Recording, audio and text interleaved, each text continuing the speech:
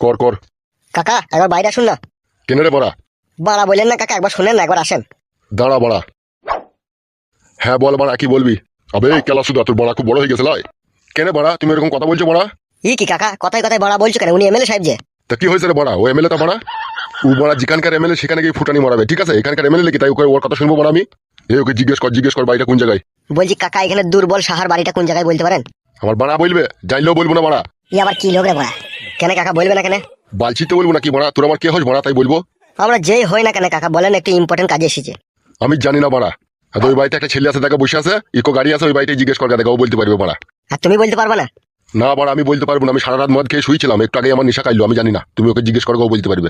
বেশ ঠিক আছে কাকা, কোন বাড়িটা বললে? ভালো করে দেখলে বড়া, ওই বাড়িটা। ওই গরু ফুরু বাঁধা আছে ওই বাড়িটা নাকি? হ্যাঁ লেওড়া। বাড়ির লোকটার নাম কি?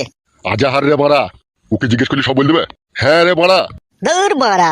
তবে গাঁড় মারা গা বড়া। কাকা তোমাকে বলিনি গো, ওই বাড়ার জন্য বললাম। কেন? ওই বাড়ার জন্যই তো যত ঝামেলা।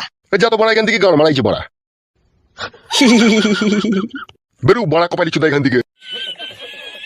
তাহলে চলো বড় ভাই ওই বাড়িটা গিয়ে একবার জিজ্ঞেস করে দেখি। ঠিক আছে চো চো চো।